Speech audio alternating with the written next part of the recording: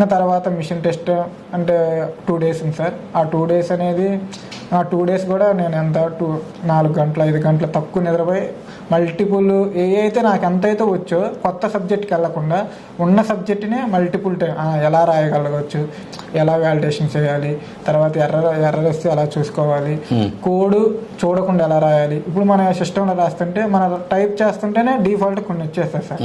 అలా కాకుండా ఇంటెలిజెన్స్ లో వచ్చేస్తాయి. అలా రాకుండా మనం కోడ్ రాసేటప్పుడు ఒకటి వాడితే ఎలా అయింది, ఇది వాడితే ఎలా అయితే నేను మల్టిపుల్ టైమ్స్ అని కొంచెం రివిజన్ చేశాను సార్. అక్కడికి వెళ్ళిపోయిన తర్వాత కూడా వాళ్ళ సిస్టంలో పెట్టారు సార్ కోడ్. అక్కడికి వెళ్ళిపోయినప్పుడు మనం ఎలాగంటే కోడింగ్ రాసేటప్పుడు ఇప్పుడు మన ల్యాప్టాప్ ఏదైతే ఎన్విరాన్మెంట్కి అలవాటు పడుద్దో మనకు కొట్టంగానే ఇప్పుడు ఇంటర్ని కొట్టంగానే అది డిఫాల్ట్గా వచ్చేస్తుంది సార్.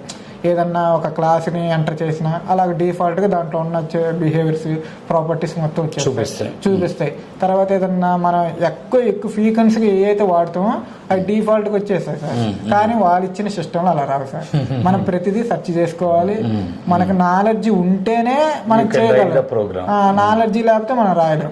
ఇప్పుడు మళ్ళీ తర్వాత కోడింగ్ మార్చినప్పుడు ఎన్ని అవర్స్ పట్టింది ఆ టాస్క్? 4 hours అంటే ఒక 4 hours పట్టింది sir.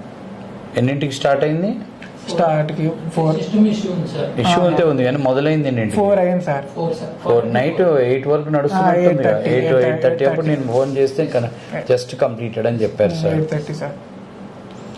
Okay sir. So very good. And your hard work, dedication, sincere preparation, sincere approach made you to get success. No doubt about that.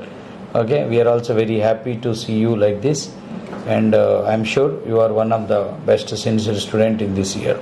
Right. All the very best. Thank you.